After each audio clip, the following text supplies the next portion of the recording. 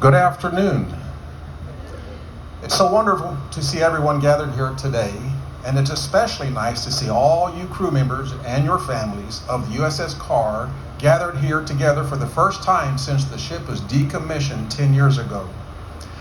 I hope you're enjoying your visit to Oklahoma and a taste of Oklahoma's summer heat, rain, and the sauna to follow.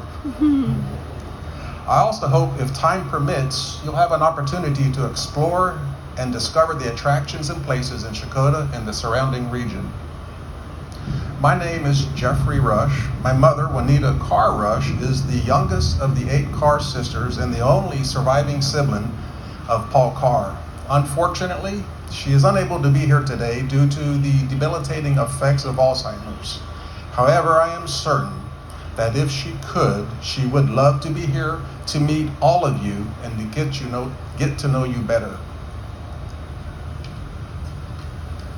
As nieces and nephews of Paul Carr, our family grew up hearing the stories of our mothers and aunts of the Battle of Leyte Gulf and how brother, as that's how they referred to the only brother they ever knew, fought and died bravely in that battle. I remember being told about my grandmother, Mama Carr, after receiving the telegram informing her of Paul Carr's death in battle, that she would forever leave the front and screen door unlocked, believing beyond all hope that he was still alive and somehow would find his way back home. There have been many books written about the Battle of Leyte Gulf, also called the Battle off Samar, with each telling the story from a unique perspective. One notable book was written by the late James Hornfisher called The Last Stand of the Tin Can Sailors. And the story of Paul Carr and his gun crew is woven throughout the pages. I highly recommend the book, as did Rear Admiral John Christensen when he used the book to tell the story of Paul Carr to the classes he taught at the Surface Warfare Officer School at Naval Station Newport, Rhode Island. He would read the account of Paul's actions in battle and of his dying moment, then set the book down, look out over the class and say, "Sailors today are every bit heroic and willing to sacrifice for their shipmates, for their country, as Paul Henry Carr was. Are you up? Do you deserve? Have you earned the honor to lead men and women like that?" In the 1980s, when Ronald Reagan was rebuilding the military, our family was beyond amazed, then filled with anticipation, when we discovered through the Samuel B. Roberts Survivors Association, the U.S. Navy was building a warship to be named in honor of Paul Henry Carr.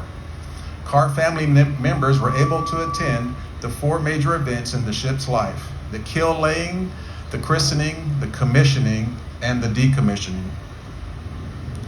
Throughout the years of the USS Carr service, we would receive newsletters detailing life aboard ship and the various places the ship and crew visited. I would like to especially thank Commanders George Lang, Mark Metzger, and Patrick Kulikowski for extending invitations to Carr family members to participate in Family and Friends Day cruises, a change of command ceremony for Desron II Destroyer Squadron, Commander Ralph Tyndall relieving Commodore Brad Williamson, and lastly, a Tiger cruise for the final homecoming of the USS Carr. I managed to attend all those cruises and have many fond memories of being aboard the USS Carr at sea. I remember on the morning of the final homecoming at 0600, I was on the bridge off the coast of Naval Station Norfolk. Commander Kulikowski instructed a sailor to play over the 1MC, Thin Lizzy's "The Boys Are Back in Town." Every time now when I hear that song, I'm instantly transported to the bridge of the USS Carr. Afterwards, as we sailed into the harbor, I found a spot high on the ship and told my uncle, "I'm riding this ship in for you to give you the homecoming you never received."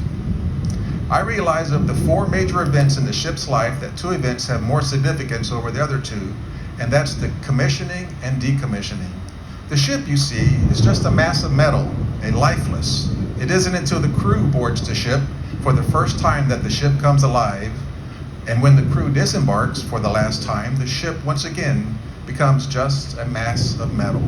It is the crew that gives the ship its life, its purpose, its care and support.